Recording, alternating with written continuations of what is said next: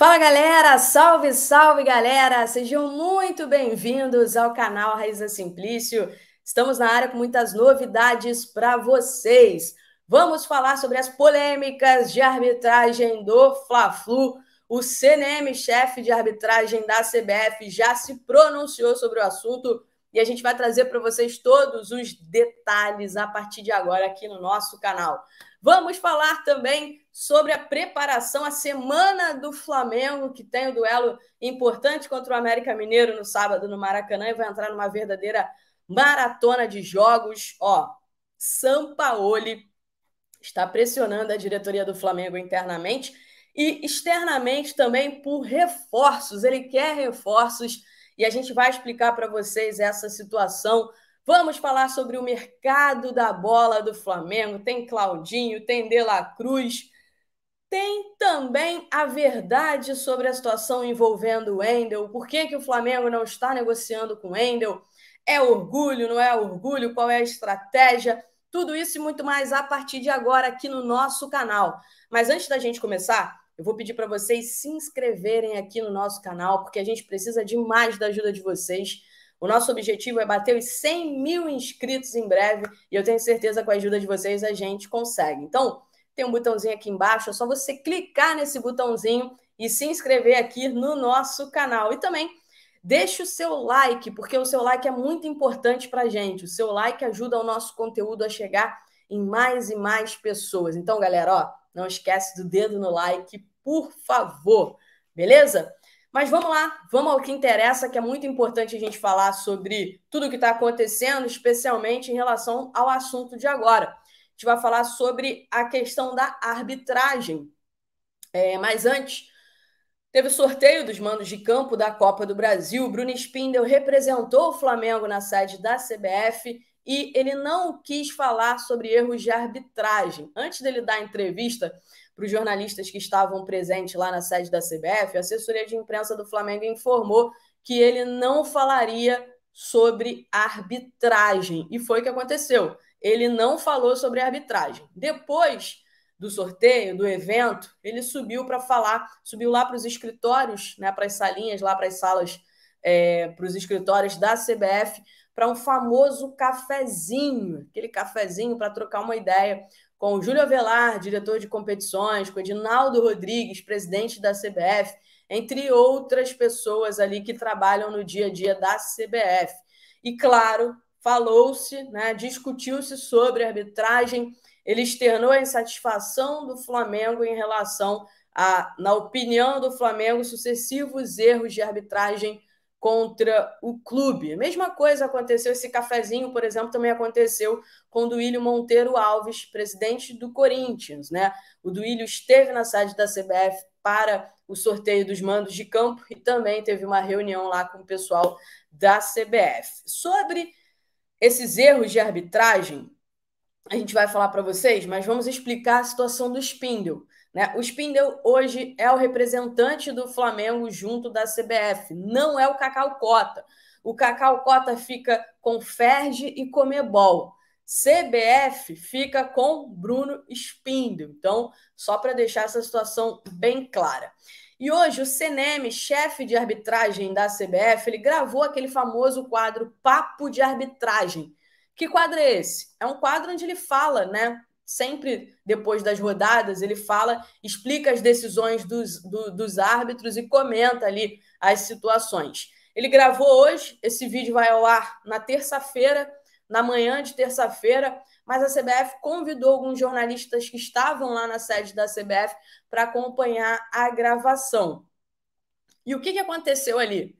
Aconteceu no momento em que ele falou sobre o Fla-Flu, e aí a gente vai trazer aqui para vocês, né? O CNM confirmou que as decisões do árbitro, né, no Fla-Flu foram todas acertadas. Os gols anulados, a expulsão do Luiz Araújo, enfim, tudo isso, né? O CNM disse que a arbitragem no Fla-Flu acertou tudo, tá? Então essa é a posição da CBF, do CNM, do chefe de arbitragem da CBF. Por exemplo, a expulsão do Luiz Araújo, o entendimento também é de que foi uma decisão correta, que foi acertada, porque ele deu uma entrada com... ele deu uma entrada forte no tornozelo do Marcelo. O VAR ainda ponderou que o jogador do Flamengo jogou o peso do corpo em uma articulação do lateral tricolor, tá?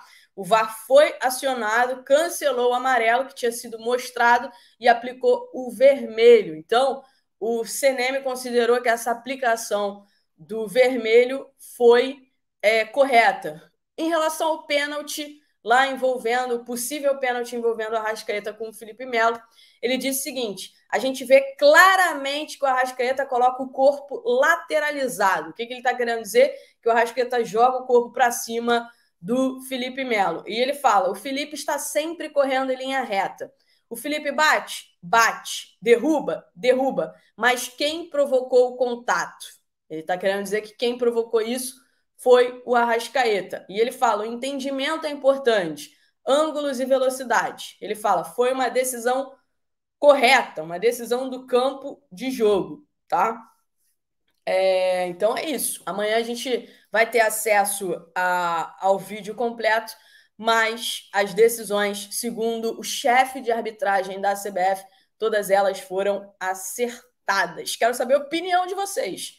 O que vocês acham sobre isso? Deixa aqui nos comentários pra gente a opinião de vocês. Agora sim, agora vamos falar sobre mercado da bola, que eu sei que é um assunto que interessa demais a vocês. Vamos começar falando sobre essa questão de reforços, né?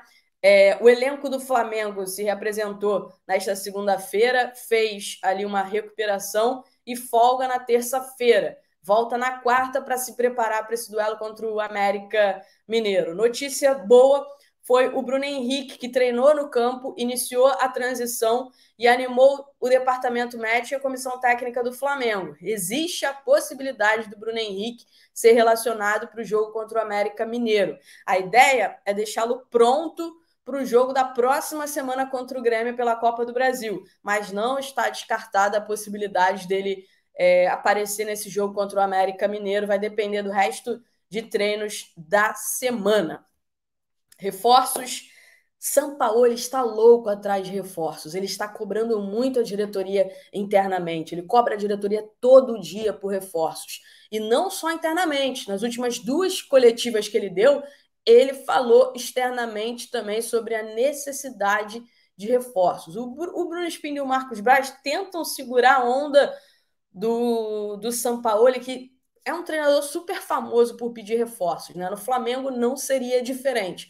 Uma pessoa próxima ao Sampaoli, eu perguntei essa questão dos reforços para uma pessoa próxima ao Sampaoli, e essa pessoa me disse o seguinte: essa cobrança dele por reforços é natural, especialmente no Flamengo. Ele teve propostas de clubes da Europa, por exemplo, mas ele escolheu o Flamengo porque é uma potência no Brasil e tem condições de ter o melhor time e trazer os melhores reforços dentro do cenário brasileiro para o Sampaoli. E isso para ele conta muito. Por isso, a ansiedade pela chegada de reforços. Na coletiva, depois do empate com o Fluminense, ele deixou claro que ele quer reforços que elevem o patamar do elenco, que elevem o patamar, né, dos jogadores que já estão no clube. E ele deixou claro que ele quer mais um volante.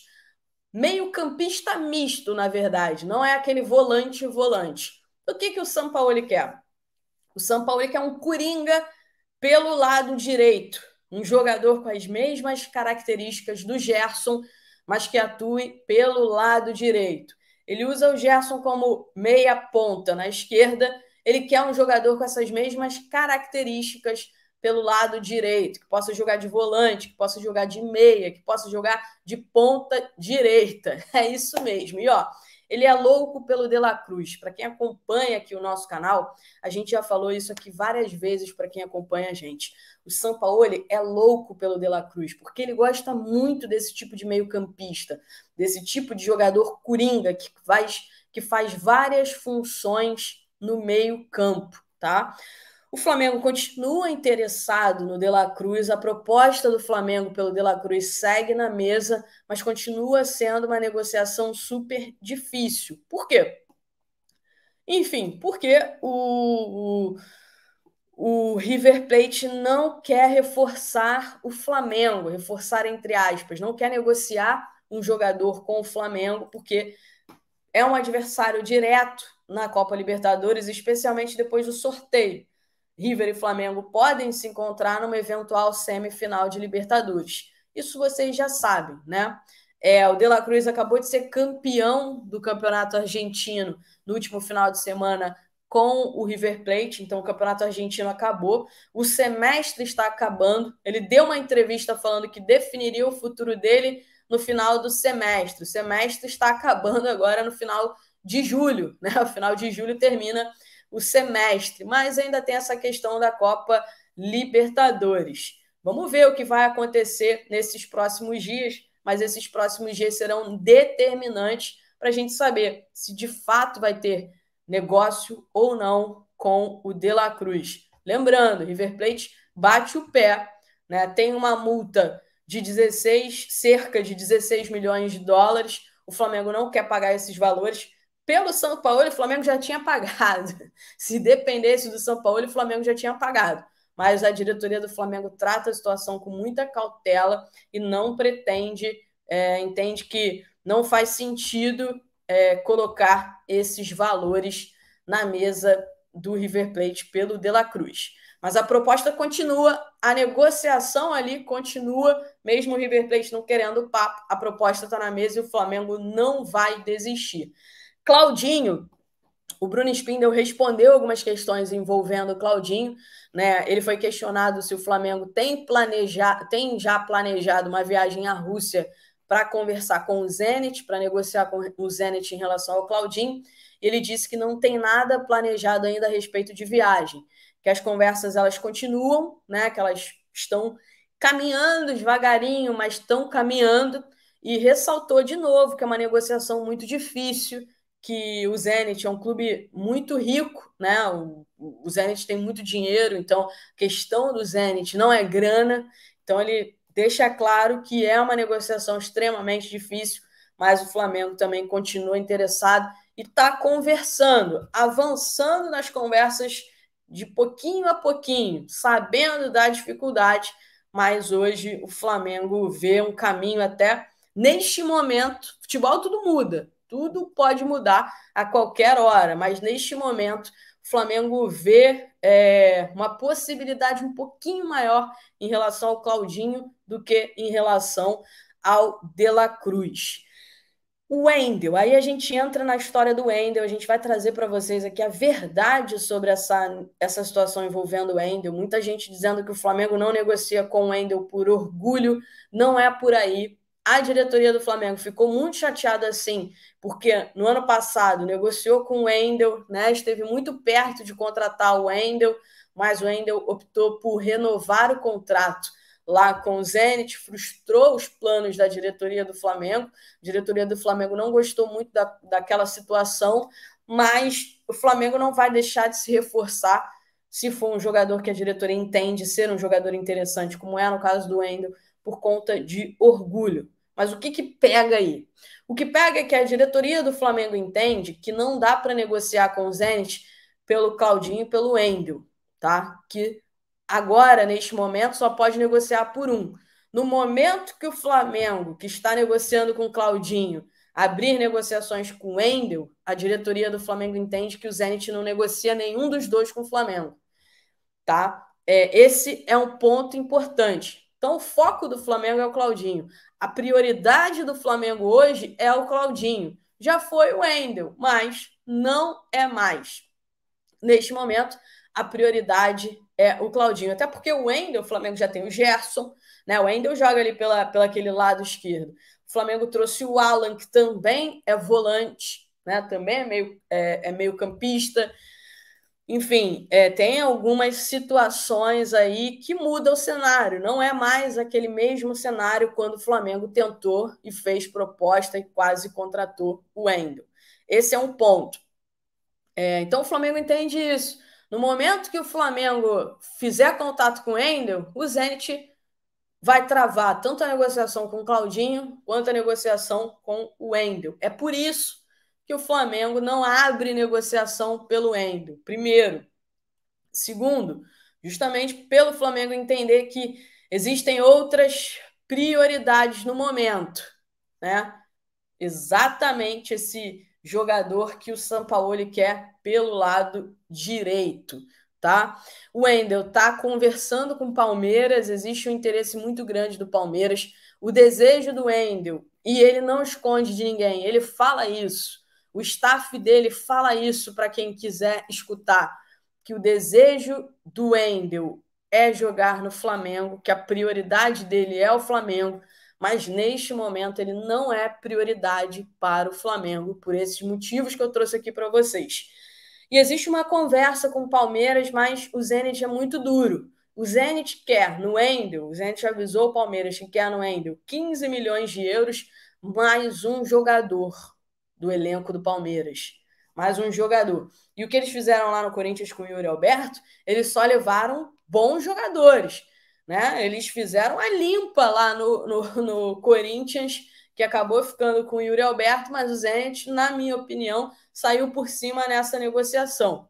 Então, negociar com o Zenit não é fácil. Para vocês verem, além dos 15 milhões de euros, eles querem mais um jogador do Palmeiras, pelo menos mais um jogador do Palmeiras para concretizar a negociação.